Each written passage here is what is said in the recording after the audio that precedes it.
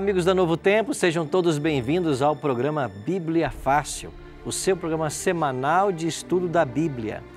Nós estamos com um grupo de amigos que vieram de vários estados do Brasil para esse momento especial de estudo da Palavra de Deus. Eu queria convidar você a também tomar a sua Bíblia e a se juntar a nós, que já estamos aqui com as Bíblias nas mãos, para aprendermos de mais um tema da Palavra de Deus. Hoje vamos estudar um pouquinho mais a respeito da ressurreição. O que Jesus ensinou sobre a ressurreição? Você sabe que a morte não é o fim. Para aqueles que acreditam em Cristo, há esperança mesmo para a morte. E Jesus prometeu de que todos os que morrerem um dia ressuscitarão. Ele falou também de duas ressurreições. Então vamos tentar entender melhor esse tema. Pegue sua Bíblia e se una a nós nesse estudo. Eu quero aproveitar e oferecer para você o Guia de Estudos Ensinos de Jesus. Esse guia foi preparado com muito carinho para você e para a sua família. Aqui nós temos todos os 18 temas que vamos estudar no programa. Você pode ligar para nós, o nosso telefone é 0 operadora 12 21 27 3121. Lembre, ligar em horário comercial. Você pode também mandar uma mensagem para o WhatsApp aqui da Escola Bíblica. O nosso número é 12 98100 1615. Ou você pode acessar o nosso site na internet, novotempo.com/Bíblia Fácil, e ali você preenche o seu cadastro online e nós vamos mandar para a sua casa esse guia impresso. Você não paga nada por isso, graças ao apoio dos Anjos da Esperança, que sempre estão aí nossos parceiros. No final do guia, você vai ter um questionário. Se você preenchê-lo, devolver para Novo Tempo e acertar pelo menos 70% das questões, nós ainda vamos presentear você com esse DVD. Esse DVD contém os mesmos temas do guia impresso, só que em vídeo. E esses vídeos foram gravados lá nas terras bíblicas, em Israel, Egito e Palestina. Então é um presente que nós queremos oferecer para você. Peça agora mesmo o seu, tá bem? Nós aqui já estamos prontos para começar o estudo. Eu quero convidar você a pegar a sua Bíblia e vamos olhar para mais um dos temas ensinados por Jesus. Hoje, o que Jesus ensinou a respeito da ressurreição. Mas a gente não abre a Bíblia aqui sem antes fazer uma oração. Então vamos orar para o estudo de agora? Pai de amor, muito obrigado por estarmos juntos mais uma vez para estudarmos a Tua Palavra. Que o Teu bom e Santo Espírito esteja em nosso meio, abrindo nossa mente à compreensão e o nosso coração à aceitação. Que nós possamos entender a Tua vontade para a nossa vida e que nós possamos pautar o nosso procedimento de acordo com a Tua Palavra. É o nosso desejo, é a nossa prece, é em nome de Jesus. Amém. Então pegue sua Bíblia e se junte a nós agora nesse tema. Aprender sobre a ressurreição é compreender que há esperança mesmo para a morte. Para muitos a morte é o fim de tudo, né? Mas nós que seguimos a Bíblia, que aceitamos a Bíblia como palavra de Deus, nós entendemos que a morte não é o fim. Há esperança mesmo para a morte. E essa esperança, ela só foi possível por causa da morte e da ressurreição de Jesus. Esse é um tema muito especial. Vamos começar com o Evangelho de João, no capítulo 5, versos 28 e 29. Não vos maravilheis disto, porque vem a hora em que todos os que se acham nos túmulos ouvirão a sua voz e sairão.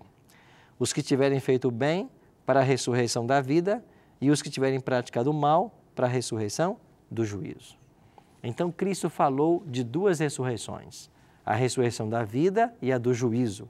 Algumas versões trazem a ressurreição da condenação, que é bem próprio também.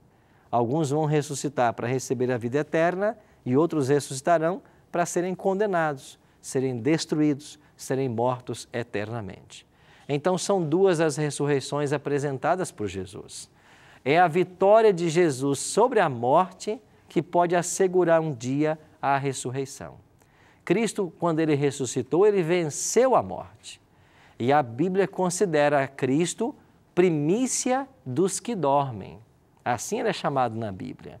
Quando a Bíblia usa a palavra primícia, é uma alusão aos primeiros frutos que eram colhidos lá em Israel. Todas as vezes que eles iam partir para a colheita, eles tiravam os primeiros frutos da terra e traziam isso como uma oferta ao Senhor. Esse primeiro fruto era a primícia da colheita. Agora Paulo vai chamar Cristo das primícias dos que dormem. Agora, por que ele é a primícia, se na ordem cronológica ele não é o primeiro a ressuscitar? No Antigo Testamento, você tem 3 ressurreições. No Novo Testamento, o próprio Cristo ressuscitou 3 pessoas. O filho da viúva de Naim, a filha de Jairo e Lázaro. Jesus é primícias não na ordem cronológica, mas na ordem de importância. Porque todas as outras ressurreições dependem da ressurreição de Cristo. É por isso que ele é primícia dos que dormem. Não na ordem cronológica, mas na ordem de importância. Se Cristo não tivesse ressuscitado, não haveria esperança de salvação para ninguém. É o que vai argumentar Paulo, né? Na sua carta aos Coríntios, capítulo 15. Se Cristo não ressuscitou, é vã a vossa fé.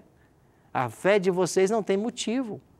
Mas se Cristo ressuscitou, nós temos esperança, então, de vida eterna. Agora, Jesus falou que uma ressurreição vai ser para a vida e a outra para o juízo. Quando acontece a primeira, que é a ressurreição da vida? Paulo é quem explica. Porquanto o Senhor mesmo, dada a sua palavra de ordem, ouvida a voz do arcanjo e ressoada a trombeta de Deus, descerá dos céus e os mortos em Cristo ressuscitarão primeiro. Então, a primeira ressurreição é daqueles que morreram em Cristo. Esta é a ressurreição da vida. Quando ela acontece? No exato momento da volta de Jesus. Paulo diz aqui que vai ser dada a palavra de ordem, ouvida a voz do arcanjo e ressoada a trombeta de Deus. Então, a trombeta vai ser tocada. Cristo vai descer dos céus e então os mortos ressuscitarão. Então, a ressurreição, ela acontece no exato momento da volta de Jesus. Quem ressuscita? Os salvos. Quais salvos? Todos os salvos. Qual foi o primeiro justo a morrer? Abel. Abel, o primeiro justo a morrer. Então, desde Abel, o primeiro justo que morreu, até o último justo que morrer sobre a face da terra, antes da volta de Jesus, todos eles ressuscitarão no momento da volta de Cristo. Agora, como ressuscitarão? Serão os mesmos corpos que hoje nós temos, que eles tiveram, só que um corpo agora glorificado. Nós vamos ver uma explicação de Paulo mesmo a respeito disso. O corpo corruptível vai dar lugar a um corpo incorruptível e o corpo mortal vai ser substituído. O que vai acontecer com os justos que estiverem vivos? Paulo diz assim: depois nós, os vivos, os que ficarmos, seremos arrebatados, e aqui aparece a palavra arrebatamento, está vendo? Nós seremos arrebatados. Quando é que acontece o arrebatamento? Na volta de Cristo. E o que significa ser arrebatado? É ser tomado. O próprio Senhor vai tomar os salvos e vai levá-los para os céus. Isso significa ser arrebatado. E nada tem a ver com arrebatamento secreto, antes da tribulação, antes da volta de Cristo. Essa visão dispensacionalista, ela não tem a aprovação da Bíblia. Só quando Cristo voltar é que os salvos serão levados para os céus. E o texto diz claramente que nós seremos arrebatados juntamente com eles. Eles quem? Os mortos do verso anterior que ressuscitaram. Então, os salvos se unirão aos mortos que ressuscitaram e juntos serão levados para o encontro do Senhor, aonde? Nos ares. Então, Paulo está dizendo que Cristo, quando voltar, ele não pisa nessa terra. Ele vai aparecer nos céus, ele vai ficar nos ares e é os salvos que vão ao encontro dele nas nuvens. E assim estaremos para sempre com o Senhor. Então, esta é a descrição bíblica da primeira ressurreição. Quando ela acontece? No momento exato da volta de Jesus. Um outro detalhe. Que transformação vai acontecer com todos os salvos nesse momento, tanto mortos quanto vivos? Paulo é quem explica. Eis que vos digo um mistério, nem todos dormiremos. O que quer dizer isso? Nem todos morreremos. Você percebe que a linguagem uníssona da Bíblia é que a morte é um sono? A morte é um estado de inconsciência? Nem todos dormiremos, diz Paulo, mas transformados seremos todos.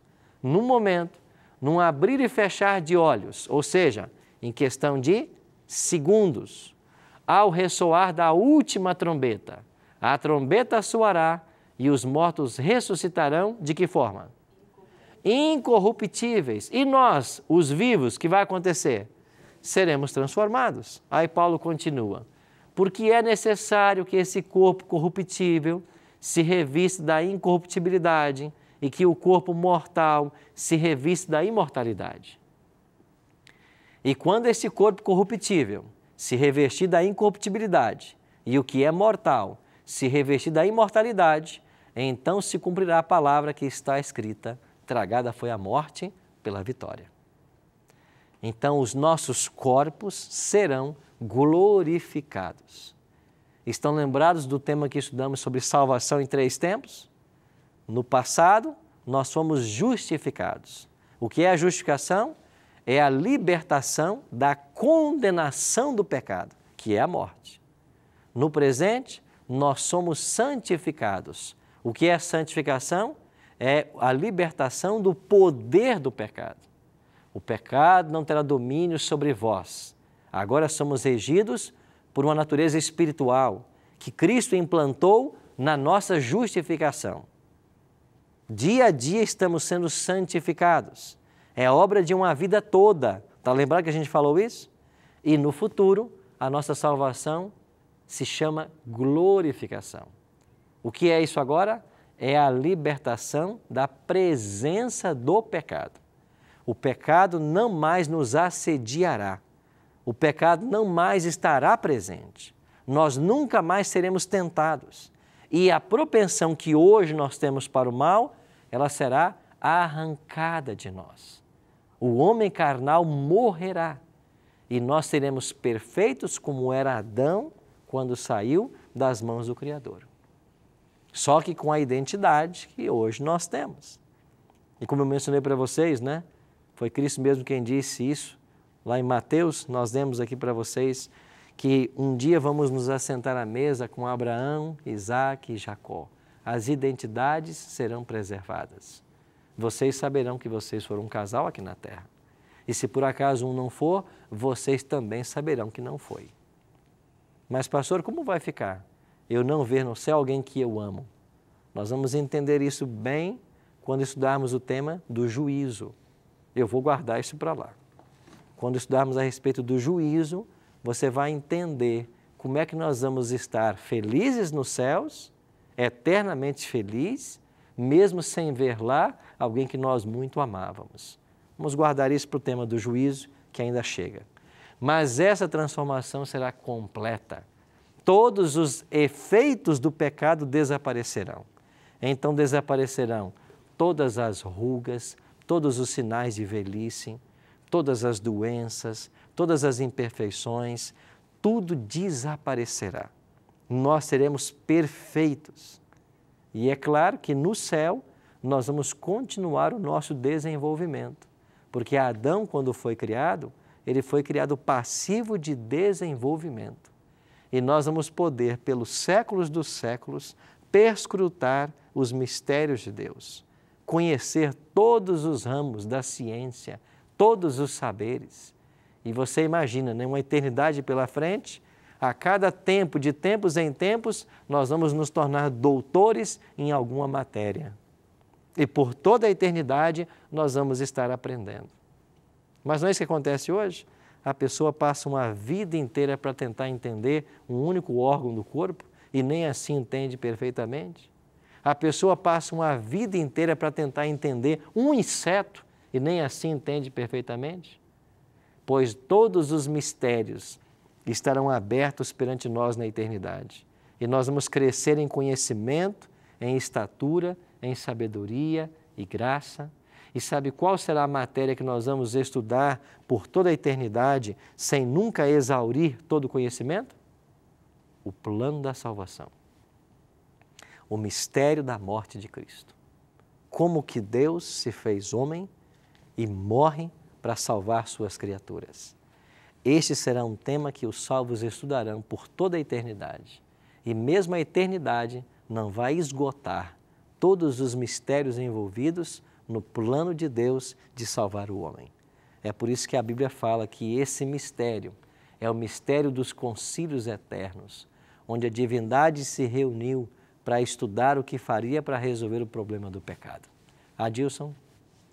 Desculpa se for uma pergunta muito boba, mas aparece. Lá no Éden, estava tudo perfeito o plano, e surgiu a serpente. Nós temos essa garantia que não surgirá novamente uma serpente lá? Nós temos essa garantia, né? A palavra de Deus declara, o profeta, eu acho que Malaquias ou Naum, onde diz que o mal não se levantará segunda vez. O mal não vai se levantar segunda vez. E qual será a maior prova de que o mal não vai se levantar? A história de 6.000 anos de pecado do planeta Terra. Então, todos os salvos terão consciência do que a humanidade passou por 6.000 anos. Todos os salvos saberão dos milhares que se perderam e foram destruídos por haverem não aceito o convite da salvação ou se rebelado contra Deus. Então, essa amarga experiência que hoje a gente vive será a maior prova de que o mal não vai se levantar segunda vez. Esmeralda? Então, pastor, assim, só falando que nós vamos ser expert, né? Na vida de Deus, no plano de Deus, no plano da salvação, né? De tudo. E nos mistérios do macrocosmo, do microcosmo, estudar tudo que há nesse universo. E essa gama de aprendizado, não seria também Deus usar o povo dele? Não seria o quê? Deus usar o povo, o povo cristão, o povo que foi morar, né, na Nova Jerusalém. Usar com o propósito também de levar a palavra, porque muitos falam, eu estou falando assim que eu já ouvi, que tem outros planetas. Será que não teria vida nesses planetas? Né? E também não seria o caso de nós estarmos a serviço do Pai?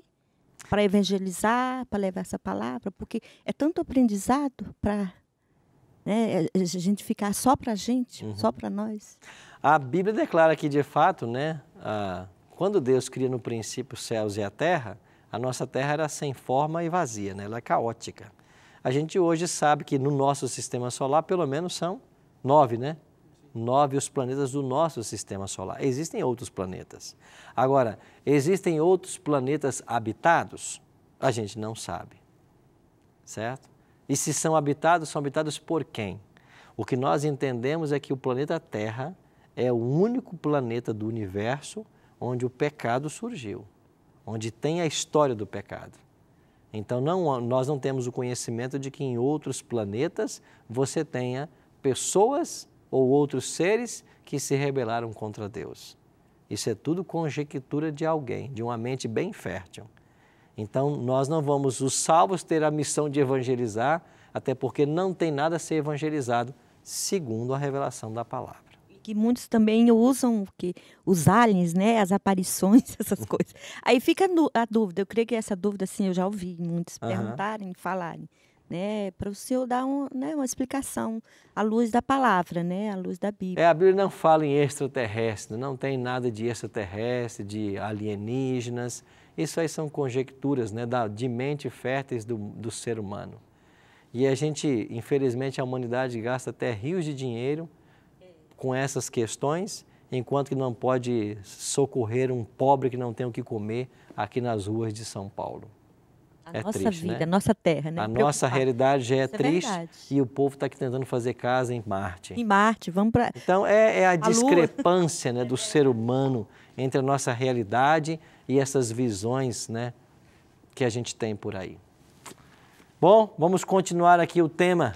Os salvos então ressurgirão glorificados. Todos os mortos ressuscitarão, já transformados, no eterno vigor da juventude. É isso que a ressurreição vai prover. Agora, quando vai ocorrer então a segunda ressurreição? Se a primeira acontece na volta de Cristo, quando acontece a segunda? Apocalipse capítulo 20, verso 5 diz: os restantes dos mortos não reviveram até que se completassem os 1000 anos. Esta é a primeira ressurreição. Bem-aventurado e santo é aquele que tem parte na primeira ressurreição, que é a dos salvos, né? Sobre estes, a segunda morte não tem autoridade. Pelo contrário, serão sacerdotes de Deus e de Cristo e reinarão com Ele por quanto tempo? 1000 anos. Então, esse reinado de 1000 anos será nos céus. Os salvos serão levados por Cristo para os céus, aonde Cristo preparou lugar, mansões, e lá os salvos viverão por 1000 anos. Enquanto os salvos estão com Cristo reinando nos céus por 1000 anos, a terra permanecerá caótica. Tudo será destruído no momento da volta de Cristo. Então, quando Cristo volta, todas as obras que nós hoje conhecemos serão destruídas. A Bíblia fala de que os montes e ilhas moverão de seus lugares. A Bíblia fala de terremotos, de maremotos. Então, tudo será destruído. E essa terra caótica, totalmente destruída, será a habitação de Satanás e seus anjos por um espaço de 1000 anos. Aqui a Bíblia chama da prisão de Satanás. Dê uma olhadinha comigo em Apocalipse, capítulo 21. E olha, capítulo 20. E olha o que diz o Apocalipse a respeito da prisão de Satanás. Apocalipse, capítulo 20, versículo 1. Então vi descer do céu um anjo que tinha na mão a chave do abismo e uma grande corrente. Ele segurou o dragão, a antiga serpente, que é o diabo, Satanás, e o prendeu por quanto tempo? 1000 anos. Versículo 3, lançou no abismo, fechou e pôs selo sobre ele, para que não mais enganasse as nações, até se completarem os 1000 anos. Depois disto, é necessário que ele seja solto mais o quê? Pouco tempo. Então, quando Cristo volta, os salvos que estão mortos ressuscitam, os salvos que estão vivos são transformados num abrir e fechar de olhos, eles vão para os céus e o diabo é aprisionado. Esse anjo com a grande corrente, claro que não é um anjo literal, é uma figura simbólica. Ou seja, é o poder de Deus aprisionando Satanás por 1000 anos. E essa terra será a prisão dele. Agora, por que ele vai estar preso? Não é uma prisão literal, é uma prisão circunstancial. Porque os salvos foram para os céus e todos os ímpios estão mortos. Não tem ninguém mais para ele tentar. Então é nesse aspecto que ele vai estar preso. Agora, depois de 1000 anos, ele vai ser solto. E por que ele vai ser solto? Porque acontece a segunda ressurreição. Então, quando acontece a segunda ressurreição, mais uma vez tem pessoas a quem o diabo vai iludir, vai enganar mais uma vez. E nós vamos continuar entendendo a história. Daniele? Pastor, se Satanás vai estar na terra, aí ele vai ser solto para onde? Ele está preso na terra? Ele vai ficar na terra, né? Ele continua por na 1000 terra. anos. Por 1000 anos aqui na terra. Sim. Certo? O que é a soltura dele? É a ressurreição dos ímpios. Aí ele continua na terra, só que com poder sobre os ímpios que ressuscitaram. Sobre os ímpios. Aí o Apocalipse mesmo vai continuar a descrição. Olha o que diz aí o versículo 7 do capítulo 20.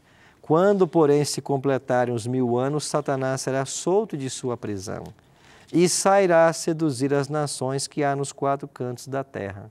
Que nações são essas que ele vai seduzir agora? São os ímpios que estiveram mortos por 1000 anos e foram ressuscitados na segunda ressurreição. Olha o que diz o verso 5, nós já lemos. Os restantes dos mortos não reviveram até que se completassem os 1000 anos. Completados os 1000 anos, eles ressuscitam E o diabo está solto, porque ele agora tem mais uma vez a quem tentar. É como um pedreiro que está construindo uma casa. No dia que chove, ele diz assim: eu estou de mãos e pés atados. É uma figura de linguagem. Ele não pode colocar uma lajota sobre outra debaixo de chuva. Então, é uma questão circunstancial. A prisão de Satanás é circunstancial, porque não tem ninguém para tentar. Ressuscitam os ímpios, acabou a prisão. Ele está solto para enganar, e é isso que ele vai fazer, de acordo com o Apocalipse, mais uma vez. E no verso 2 e 3 que diz assim: ele segurou o dragão, a antiga serpente, que é o diabo, Satanás, e o prendeu por 1000 anos. Aí no 3 diz onde foi. Lançou-o no abismo, fechou-o e pôs selo sobre ele, para que não mais enganasse as nações até se completarem os 1000 anos. Depois disso é necessário que ele seja solto pouco tempo. Então, solto do abismo selado. Que seria o Hades. Esse abismo... Não existe inferno, então? Não existe inferno. A palavra Hades, Sheol ou Geena, que são as 3 palavras gregas que em algumas versões se traduz por inferno, também é traduzido em algumas versões da Bíblia por sepultura.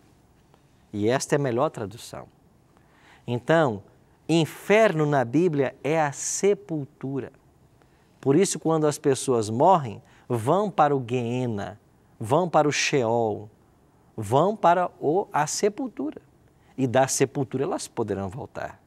Então, na Bíblia você não tem um inferno, um local geográfico onde o fogo arde eternamente. Não tem isso. Fogo eterno na Bíblia é eterno nas consequências, não na duração. A palavra abismo, onde o diabo é preso, do grego abyssos, significa a terra. E a terra é chamada de abismo. Então, essa mesma palavra aparece várias vezes na Bíblia para o planeta Terra. Então, ele vai estar preso no abismo, que é o próprio planeta Terra. Ele não vai ser levado para outro local. Então, é uma figura de linguagem, o anjo descendo com a corrente, aprisionando Satanás. É uma figura de linguagem. E o abismo aqui é uma alusão à própria terra. Aqui ele vai ficar. Se você for para o livro do profeta Jeremias, no capítulo 4, dê uma olhadinha e a gente consegue ampliar um pouco essa visão. Olha Jeremias capítulo 4, a partir do verso 23. Jeremias 4, 23, página 509. Olhei para a terra, e eis-la sem forma e vazia. Aqui está uma descrição do que é um abismo. Para os céus, e não tinha luz. Olhei para os montes, e eis que tremiam, e todos os outeiros estremeciam. Olhei, e eis que não havia homem nenhum, e todas as aves dos céus haviam fugido. Olhei ainda, e eis que a terra fértil era um deserto, e todas as suas cidades estavam derribadas diante do Senhor, diante do furor da sua ira. Esta é uma visão profética de Jeremias, que se estende para esse tempo do milênio. A terra ficará totalmente caótica e vazia. A aplicação primária do texto tem a ver com a invasão de Jerusalém pelos babilônicos. E a aplicação secundária tem a ver com esse estado caótico da terra durante os 1000 anos. Nós vamos para o intervalo e assim que voltarmos, vamos continuar aprendendo mais a respeito das ressurreições. Não saia daí.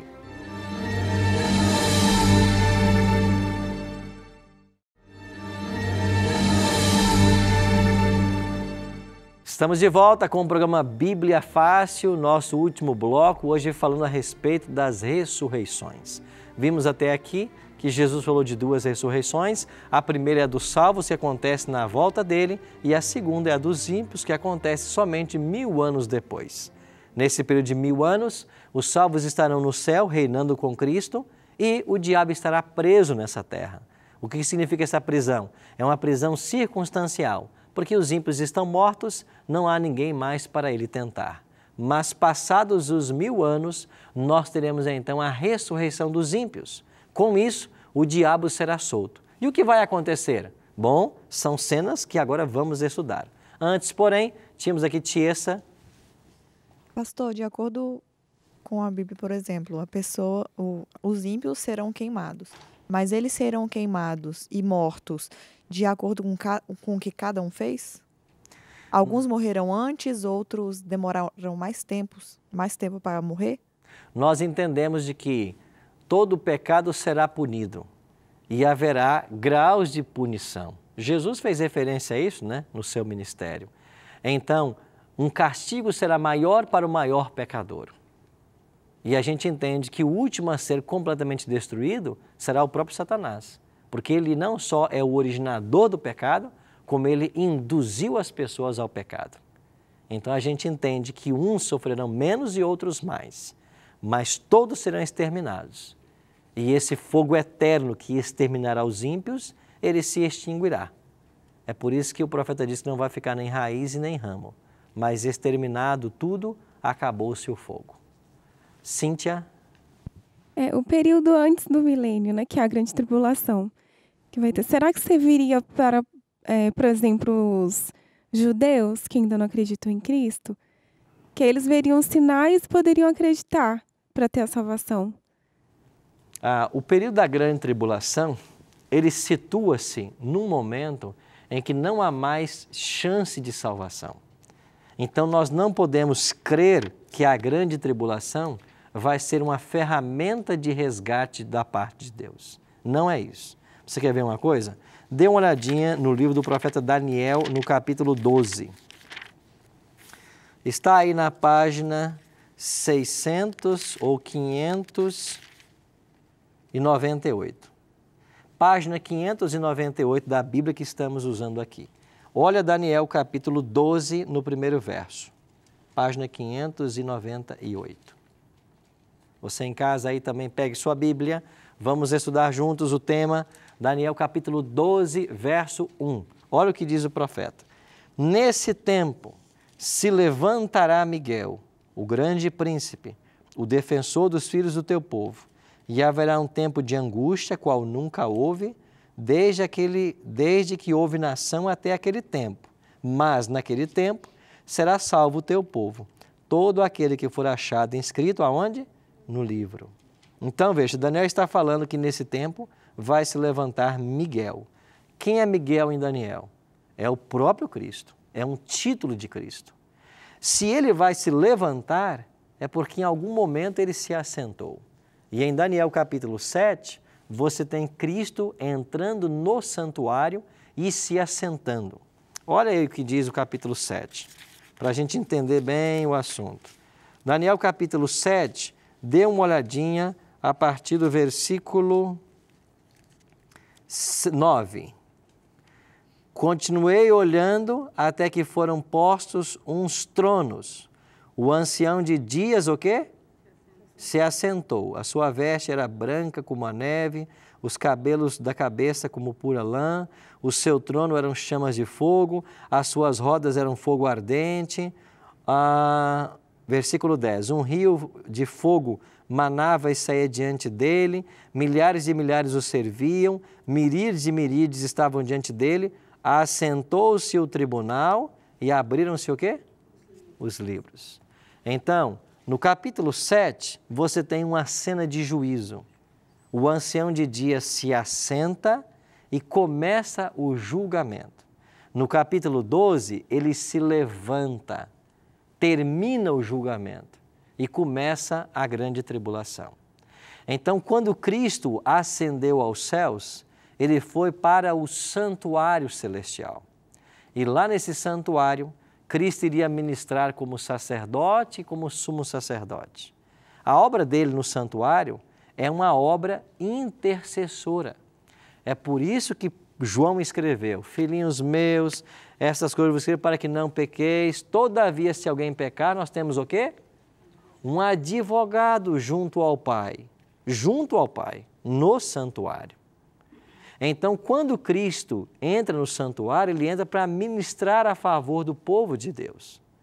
Quando terminar esta obra no santuário, ele vai sair do santuário. Quando ele sai do santuário, não há mais oportunidade de salvação. E então a grande tribulação só começa quando ele sai do santuário. Agora vá para Apocalipse capítulo 15 e olha como que o Apocalipse complementa aquilo que Daniel está ensinando. Apocalipse capítulo 15, dê uma olhadinha no versículo 8.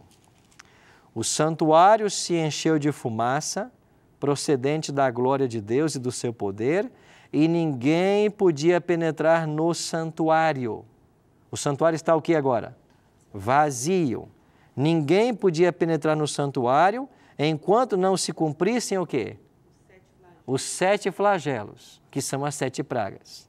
Então a cronologia é assim: Cristo está no santuário, Ele é nosso mediador. Terminou a obra de mediação, terminou o trabalho dele como advogado. Ele vai tirar as vestes sacerdotais e colocar as vestes reais. Para quê? Para vir à terra buscar os salvos. Quando ele sai do santuário, o santuário se enche de fumaça, como acabamos de ler. Ninguém mais pode penetrar no santuário. Não há mais mediador. E se não há mediador, não há salvação. Aí cumpre-se Apocalipse 22, 11. Quem é santo, continue na prática da santidade. Quem é ímpio, continue sendo ímpio. Então quem está salvo, está salvo. Quem está perdido, está perdido. Jesus sai do santuário e o que acontece? Ele enche a taça de 7 anjos e ele ordena: vão e derramem sobre a terra as 7 taças, que são as 7 pragas. Então a grande tribulação, ela só acontece depois que Jesus deixa o santuário. As 7 pragas fazem parte da grande tribulação. Só que a grande tribulação é, para o ímpio, a queda das pragas e a sua destruição. Muitos morrerão nas pragas e quem sobreviver às pragas vai morrer no dia que Jesus voltar. Para os salvos, a grande tribulação é a incerteza de estar salvo, é a fuga do perigo que ele vai sofrer, porque os inimigos de Deus vão querer matar os salvos. Apocalipse 13 fala de um decreto de morte que vai ser expedido contra eles. Então, isto é grande tribulação. Só que nesse momento, os salvos já estão salvos e os perdidos já estão perdidos. Então, não existe essa história de uma grande tribulação para dar uma segunda chance para alguém ou para converter alguém. No calendário profético, isso não se enquadra. Esmeralda. Então, pastor, no caso assim, quando ele fala da mulher dando a vida, né? Dando a luz, né? E o dragão querendo matar a criança que nascer. Quando ela corre, se esconde lá no deserto. No deserto. É o povo de Deus que é salvo, está perseguido, mas Deus dá o escape. No caso, assim, vai se esconder, né? Sim, não. Só que esse texto que você está falando, que é Apocalipse 12, não se refere à grande tribulação. Entendeu? Se você olhar para o capítulo 12 de Apocalipse, que é o tema da mulher e o dragão, a primeira cena é a seguinte: a mulher estava grávida para dar à luz a um filho. E o dragão parou diante da mulher para devorar o filho quando ele nascesse. Quem é esse filho que nasceu da mulher? É Cristo. E quando é que o dragão, o diabo, tentou destruir Jesus? Assim que ele nasceu, através do decreto de Herodes, que mandou matar todas as crianças de 2 anos para baixo.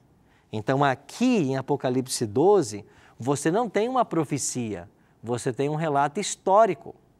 Porque o Apocalipse foi escrito perto do ano 100.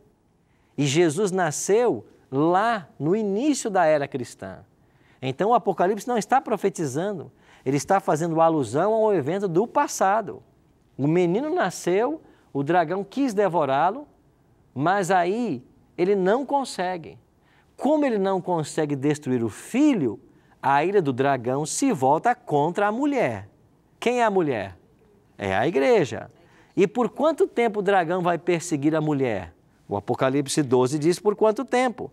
Olha aqui o versículo 6. A mulher, porém, fugiu para o deserto, onde lhe havia Deus preparado lugar para que nele a sustente durante quanto tempo? 1260 dias. Esses 1260 dias representam profeticamente 1260 anos. Isso não é grande tribulação, isso aqui é a Idade Média. Então, na Idade Média, o dragão, o diabo, perseguiu a igreja por 12 séculos. Agora, no verso 17, você tem mais uma vez o dragão irado, e diz aqui que o dragão irou-se contra a mulher, novamente, e foi pelejar contra quem? Com os restantes da sua descendência. Quem são eles? Os que guardam os mandamentos de Deus e têm a fé de Jesus. Então, a perseguição do dragão à mulher, ela aconteceu na Idade Média por 12 séculos e ela volta agora no tempo do fim, a essa perseguição.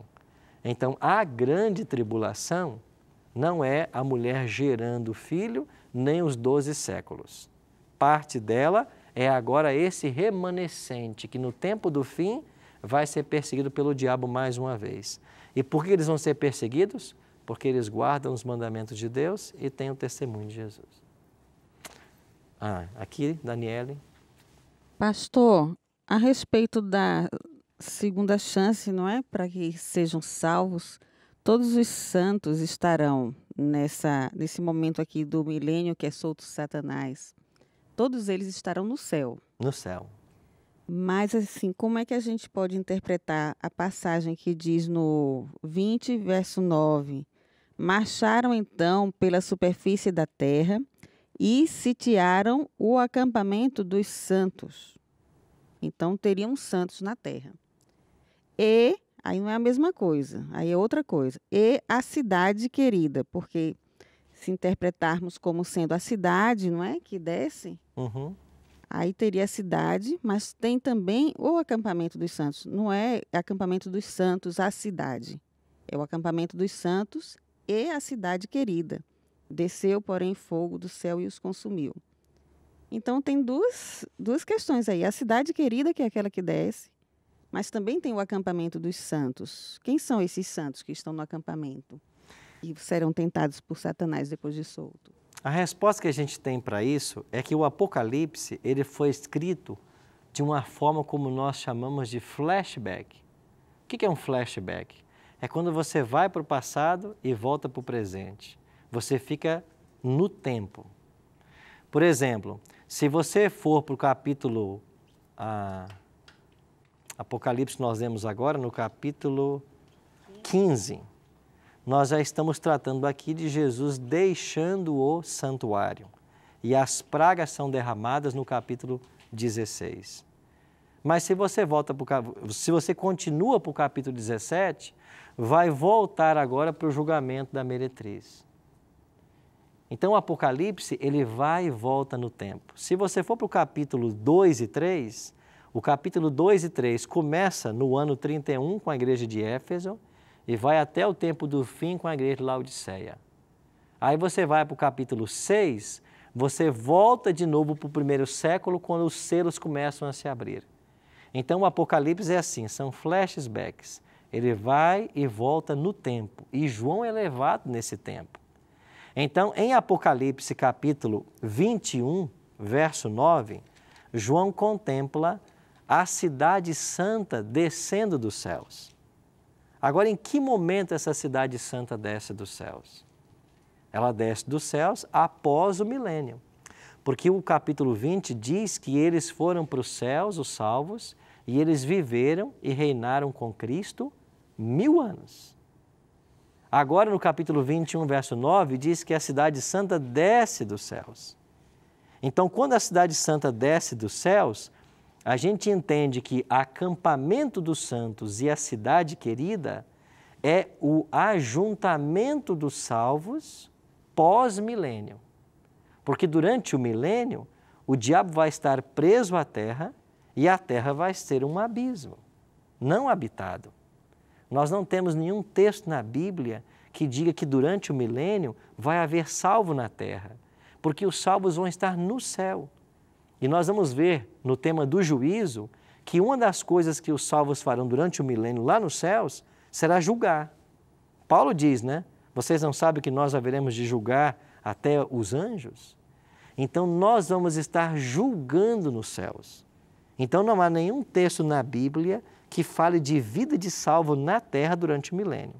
Mas se a cidade santa desce depois do milênio, e ela pousa na terra, e ela vem com os salvos, então a expressão acampamento dos santos e cidade querida é uma alusão a todos os salvos que desceram. Agora, se eles sairão da cidade e vão ter um tipo de acampamento fora da cidade, a gente não sabe. Ou pode ser uma expressão para o ajuntamento dos salvos em algum local da terra nesse momento. E se nós somos para o profeta Zacarias, dá a entender que a cidade santa, quando descer, ela vai descer sobre o Monte das Oliveiras.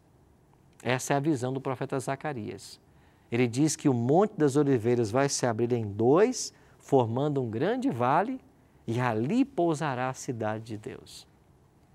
Então você tem um período de milênio sem salvo na terra, porque eles estão nos céus, e a expressão acampamento dos santos e cidade querida seria então uma alusão aos salvos que desceram com Cristo pós 1000 anos no céu.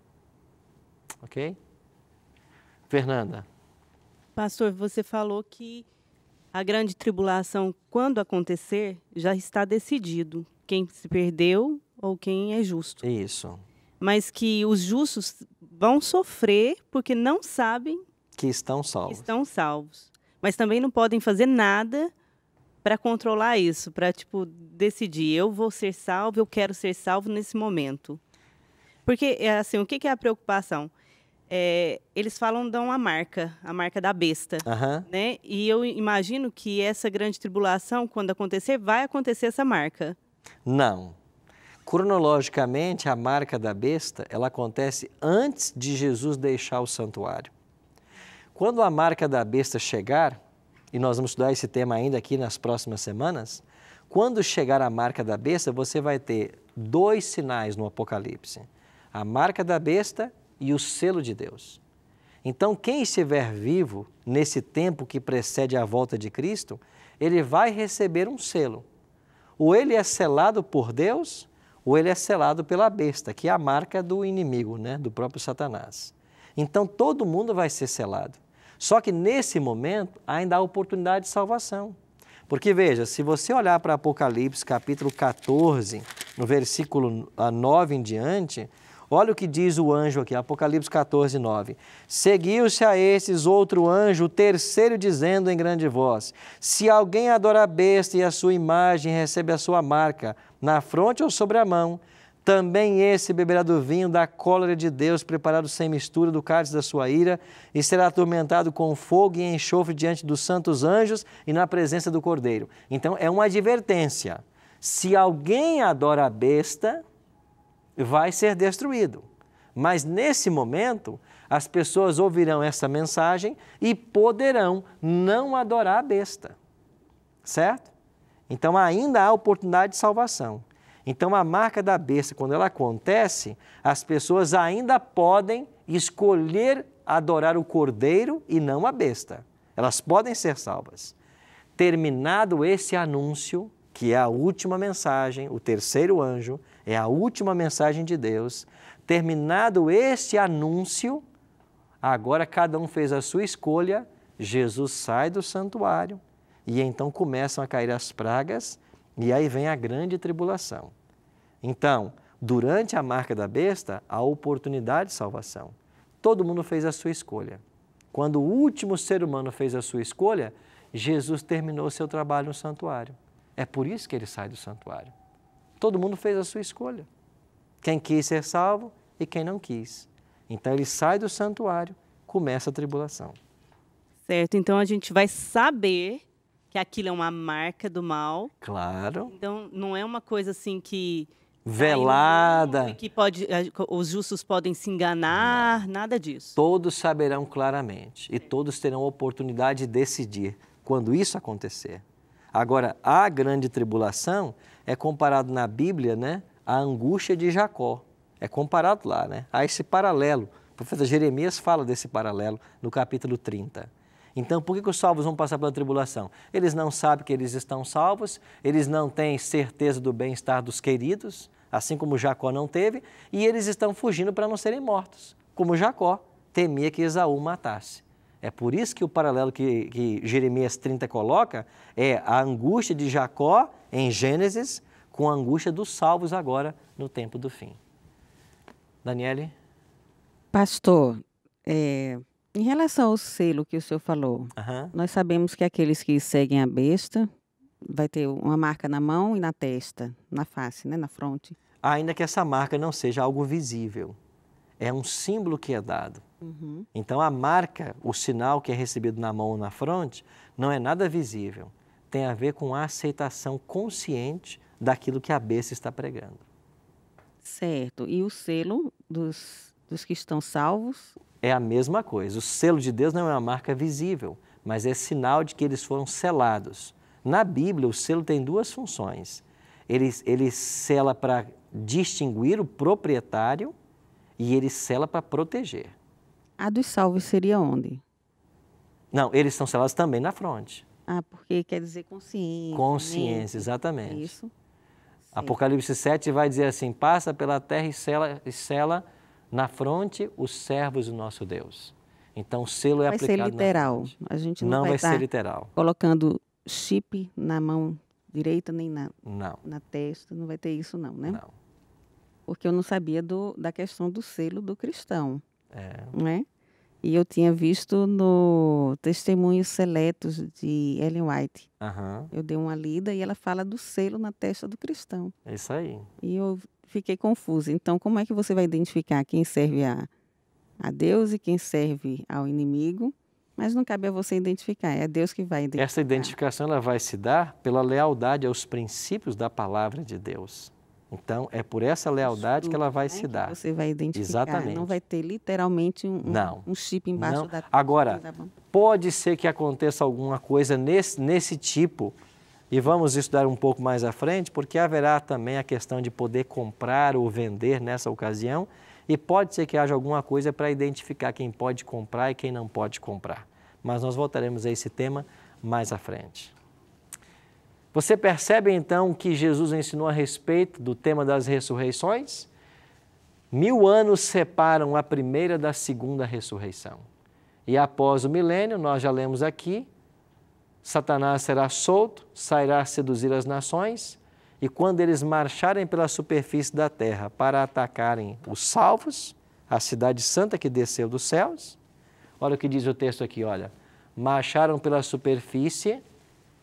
Eles marcham depois da ressurreição. E eles marcham para sitiar o acampamento dos santos e a cidade querida. Desceu, porém, fogo do céu e os consumiu. Então, o fogo que desce do céu vai matar todos os ímpios, os anjos maus e o próprio Satanás. E esse mesmo fogo que vai destruir todo o mal, ele vai criar um novo céu e uma nova terra. Então, quando João viu um novo céu e uma nova terra, ele está falando agora do fogo que purificou o planeta e agora o planeta voltará a ser como era o Jardim do Éden. Por isso, eu e você, meus amigos, precisamos nos preparar para isso. Nós vamos ouvir uma música agora. E enquanto ouvirmos, eu queria convidar você a se preparar para esses eventos e a crer que Jesus tem o poder de nos salvar e nos libertar da condenação eterna. Pense nisso.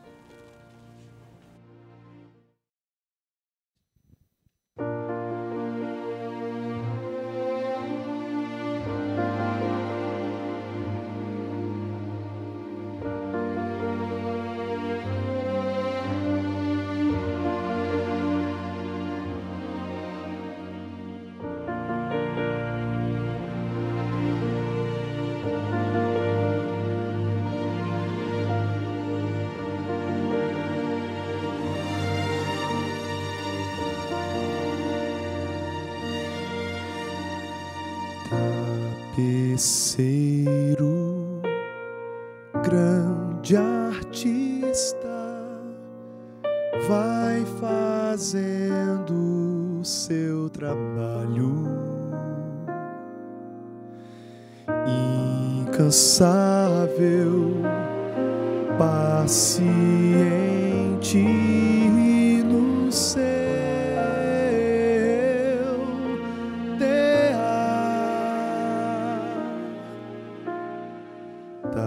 Tapeceiro, não se engana, sabe o fim desde o começo. Traça voltas, 1000 desvios, sem perder o fio. Minha vida é obra de tapeçaria, é tecida de cores alegres e vivas, que fazem contraste no meio das cores nubladas e tristes. Se você olha do avesso, nem imagina o desfecho. No fim das contas, tudo se explica, tudo se encaixa, tudo coopera para o meu bem. Quando se vê pelo lado certo, muda-se logo a expressão do rosto, obra de arte, pra honra e glória do tapeceiro.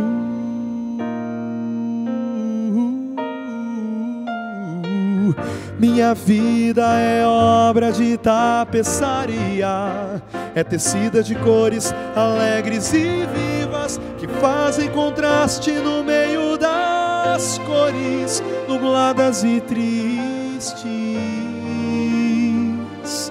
Se você olha do avesso, nem imagina o desfecho.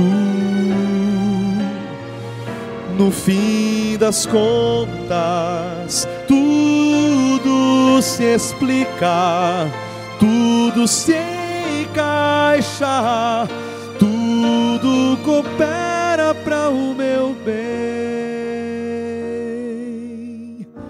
Quando se vê pelo lado certo, todas as cores da minha vida dignificam a Jesus Cristo, o tapeceiro.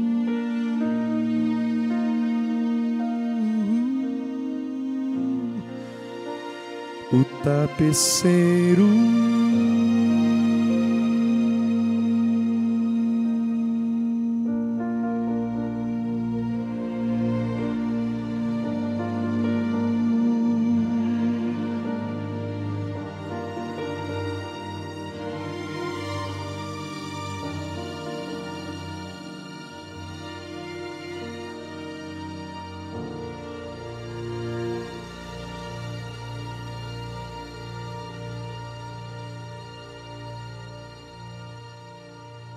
Pastor Jairo, amigos queridos, a profecia é clara em apresentar para nós um futuro glorioso para aqueles que se colocam nas mãos de Deus. Por outro lado, apresenta-se também o destino de todos aqueles que não aceitarem o plano da salvação. Não é isso que a Bíblia declara desde o Antigo Testamento, quando Deus diz: eis que põe diante de ti a vida e a morte. Escolhe, pois, a vida para que vivas. Eu e você temos um céu a alcançar. Temos uma cidade santa nos aguardando. E mesmo que morramos essa primeira morte, a promessa de Cristo para mim e para você é que nós seremos ressuscitados no último dia. Que essa palavra enche o seu coração de esperança e confiança na direção de Deus sobre a sua vida. Vamos orar por isso? Pai de amor, obrigado por tuas promessas. Obrigado por conhecermos através de tua palavra as coisas que em breve terão lugar. Que nós possamos nos apegar mais e mais à tua palavra. Que a nossa vida esteja completamente em tuas mãos e que o Senhor nos guie através dos eventos finais da história desse mundo. Abençoe os amigos que aqui estão e aqueles que nos assistiram também em casa. Que a Tua bênção esteja sobre todos nós e que nós sejamos preparados pelo Teu Espírito para o glorioso dia da Tua volta. Em nome de Cristo nós te oramos. Amém. Obrigado, amigo, pela sua presença no estudo de hoje. Semana que vem a gente se encontra para mais um tema da Palavra de Deus. Até lá.